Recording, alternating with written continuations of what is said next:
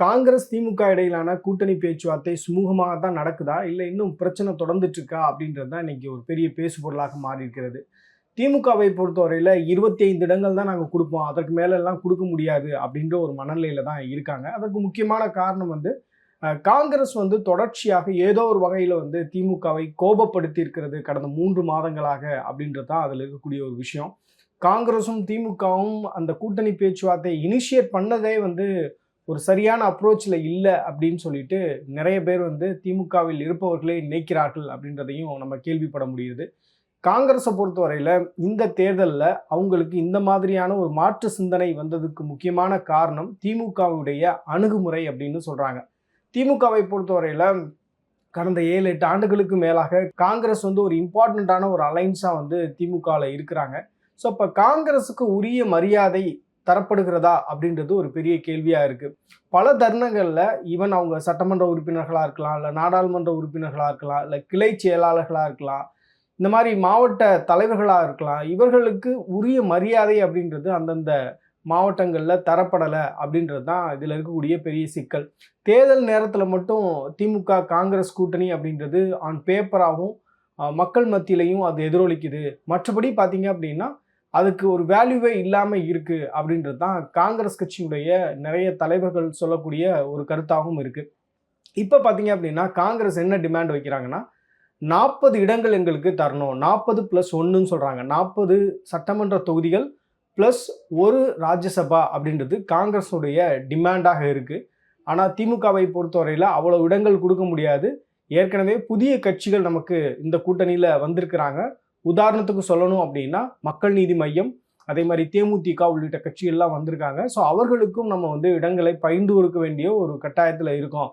அதனால நீங்கள் ஏற்கனவே 2021 உங்களுக்கு கொடுக்கப்பட்ட இடங்களையே நீங்கள் பெற்றுக்கொள்ளுங்கள் அப்படின்னு சொல்கிறாங்க.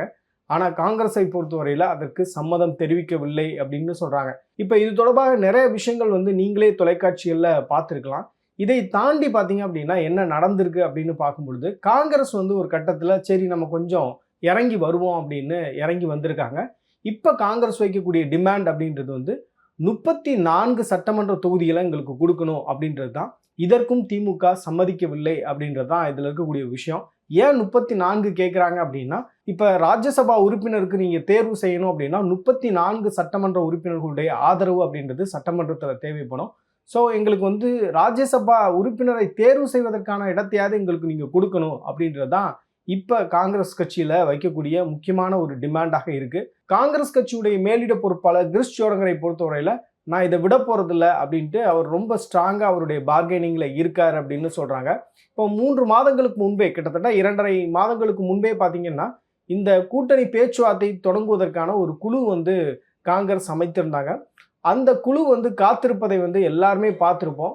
அந்த குழுவினரே அதிருப்தியில் எவ்வளோ நாளுங்க நாங்கள் காத்திருக்கிறது அப்படின்ற அளவுக்கு செய்தியாளர்களை சந்தித்து பேட்டி கொடுக்கக்கூடிய அளவுக்கு அது போனது அப்படின்றத பார்த்தோம். ராகுல் காந்தியை பொறுத்தவரையில் ரொம்ப பர்சனலாக ஏன் இப்படி திமுக அலைக்கழிக்கிறாங்க, ஏன் பேச்சுவார்த்தை நடத்த மாட்டுறாங்க அப்படின்ற ஒரு அதிருப்தியில் இருப்பதா சொல்கிறாங்க. இன்னொரு பக்கம் பார்த்தீங்க அப்படின்னா காங்கிரஸில் எப்பயுமே காங்கிரஸ் கட்சியுடைய தலைமை தான் முடிவு பண்ணும் யார் வேட்பாளர் அப்படின்றத. காங்கிரஸ் கட்சியுடைய தலைமை தான் முடிவு பண்ணும். என்னதான் விருப்ப மனுக்கள் எல்லாமே வாங்கினாலும் கூட இங்கே இருக்கக்கூடிய மாநில தலைமைக்கு எந்த அதிகாரம் இல்லை அப்படின்றது தான் தேசிய கட்சிகளில் பொதுவாக இருப்பது. காங்கிரஸ் கட்சியை பொறுத்தவரையில் நாளைக்கு உங்களுக்கு நாமினேஷன் ஃபைல் பண்ணுறதுக்கு லாஸ்ட் டேட்னா இன்னைக்கு கேண்டிடேட் அனௌன்ஸ் பண்ணுவாங்க. அந்த மாதிரியான அணுகுமுறைகள்லாம் காங்கிரஸ் எப்போதுமே வைத்திருப்பாங்க. ரொம்ப சடனாக தலைமையிலேருந்து டிசிஷன் எடுத்து அவங்க முடிவை அறிவிப்பது அப்படின்றது அவர்களுடைய வழக்கமாக இருக்குது. ஆனால் இந்த தேர்தலில் பார்த்தீங்க அப்படின்னா ஒரு 2.5 மாதத்துக்கு முன்பே ஒரு குழு அமைத்து ஒரு ப்ராப்பராக அந்த பேச்சுவார்த்தையை இனிஷியேட் பண்ணணும் அப்படின்னு அவங்க நினச்சதே ரொம்ப புதிய விஷயமா இருக்குது அப்படின்னு சொல்கிறாங்க. அப்புறம் திமுகவை பொறுத்தவரையில் காங்கிரஸ் கேட்கக்கூடிய டிமாண்ட் அப்படின்றது சரிதான். ஆனால் கடந்த 5 ஆண்டுகளில் காங்கிரஸ் கட்சி எத்தனை போராட்டங்களை நடத்தியிருக்காங்க, காங்கிரஸ் கட்சி எங்கெங்கெல்லாம் பொதுக்கூட்டங்கள் போட்டிருக்காங்க, காங்கிரஸ் கட்சியுடைய தொண்டர்களுடைய பலம் என்ன அப்படின்ற எந்த ஒரு அசஸ்மெண்ட்டுமே காங்கிரஸ் கட்சிகிட்ட இல்லை அப்படின்ற ஒரு விஷயத்தையும் திமுக முன்வைக்கிறாங்க. அது மட்டும் இல்லாமல் காங்கிரஸ் கட்சியை ரொம்ப அண்டர் எஸ்டிமேட் பண்ணுறாங்க. அதாவது காங்கிரஸ் கட்சி நம்மளை விட்டு எங்கே போக போகிறாங்க அப்படின்ற ஒரு நிலை தான் திமுகவுடைய மனநிலையாக இருந்தது. ஆனால் இப்போ காங்கிரஸுக்கு தாவேக்கான்ற ஒரு ஆப்ஷன் கிடச்சிருக்கு. தாவேக்கான்ற ஒரு ஆப்ஷனுக்குள்ள அவங்க போறாங்களா இல்லையா அப்படின்றது செகண்டரி. ஆனா தாவேக்காவை ஒரு ஆப்ஷனா வச்சு அவர்களுடைய பார்கெயினை வந்து ரொம்ப ஹார்டா பிச் பண்றாங்க அப்படின்றது மட்டும் நல்லாவே தெரியுது. ஸோ இனி வரக்கூடிய நாட்கள்ல காங்கிரஸ் என்ன மாதிரியான முடிவுகள் எடுப்பாங்க, காங்கிரஸ் வந்து தாவேக்கா பக்கம் போவாங்களா இல்ல திமுகவோட தான் இருப்பாங்களா அப்படின்றதெல்லாம் நம்ம பொறுத்திருந்து பார்க்கணும். ஆனா இன்னைக்கு இருக்கக்கூடிய சூழல் பார்க்கும் பொழுது திமுகவை நாள்தோறும் வந்து காங்கிரஸ் கோபமடை செய்கிறது அப்படின்றது மட்டும் நமக்கு நல்லாவே தெரியுது. ஏன்னா கிரிஷ் சோடங்கரை பொறுத்தவரையில அவர் வந்து அவருடைய செய்தியாளர் சந்திப்பு பேட்டியிலையும் சரி, அது மட்டும் இல்லாம யூடியூபர்ஸ் ஜேர்னலிஸ்ட்க்கு கொடுக்கக்கூடிய பேட்டிகள்லையும் பார்த்தீங்க அப்படின்னா அவர் ஒரு விஷயத்த வந்து ரொம்ப கிளியரா சொல்றாரு. இப்ப தாவேக்காவை பொறுத்தவரையில எங்களை வெல்கம் பண்றாங்க, எங்களை வந்து ஒரு எதிரியாவே அவங்க நினைக்கல.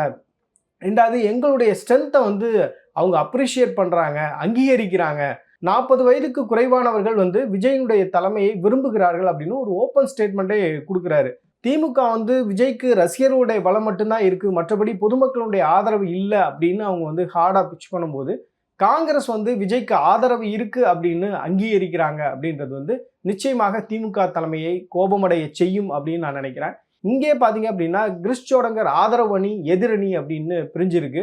அதனால்தான் செல்வ பெருந்தகை எல்லா தருணங்கள்லையும் கிரிஷ் சோடங்கர் வந்து அவசரப்பட்டு அவர் வந்து செய்தியாளர்கள்ட்ட வேற எதுவும் சொல்லிடக்கூடாது அப்படின்றதுக்காக ரொம்ப கண்ட்ரோலபிளா அவரே வந்து அவருக்கான ஒரு கார் டிரைவர் போல அவரை பிக்கப் பண்றதுலேருந்து டிராப் பண்றதுலேருந்து செய்தியாளர்களை சந்திச்சு பேசும்போது அவர் பேசுவதற்கு முன்பாகவே இவர் ஒரு கருத்தை சொல்வது, அப்புறம் அவர் என்ன சொல்றாரு அப்படின்னு இவர் பக்கத்தில் இருப்பவர்கிட்ட வந்து கேட்டு அதை அறிந்து கொள்வது அப்படின்றத நம்ம கண்கூடாக பார்க்க முடிகிறது. அதனால காங்கிரஸை பொறுத்தவரையில தமிழ்நாட்டில் ஆல் இஸ் நாட் வெல் அப்படின்றதும் புரியுது. தேசிய தலைமையை பொறுத்தவரையில திமுகவுடைய அணுகுமுறைகளில் பாரபட்சம் இருப்பதாக நினைக்கிறாங்க. அதனால காங்கிரஸ் தாவேக்கா பக்கம் போனாலும் ஆச்சரியப்படுவதற்கில்லை அப்படின்றது தான் இப்போது இருக்கக்கூடிய செய்தி. அது மட்டும் இல்லாமல் பார்த்தீங்கன்னா மார்ச் 5ஆம் தேதி தான் வந்து ராஜ்யசபா தேர்தலுக்கான வேட்புமனு தாக்கல் செய்வதற்கான இறுதி நாள். இப்போ மார்ச் 5ஆம் தேதிக்குள்ள வந்து இந்த திமுக காங்கிரஸ் அலைன்ஸ் வந்து சீல் ஆகலை, கூட்டணி பேச்சுவார்த்தையை சுமூகமாக நடத்தி அவங்க வந்து ஒரு தீர்வு காணலை அப்படின்னா நிச்சயமாக காங்கிரஸ் வந்து தாவேக்கா பக்கம் போவதற்கு அதிகமான வாய்ப்புகள் இருப்பதா நான் நினைக்கிறேன். இந்த வீடியோ முழுமையாக பார்த்துருப்பீங்க. திமுக, காங்கிரஸ், தாவேக்கா அப்படின்னு 3 விஷயங்களையும் பேசியிருக்கோம். காங்கிரஸுடைய தற்போதைய மனநிலை என்ன அப்படின்றதையும் எக்ஸ்பிளைன் பண்ணியிருக்கேன். நீங்கள் என்ன நினைக்கிறீங்க அப்படின்றத கமெண்ட் செக்ஷனில் சொல்லுங்கள்.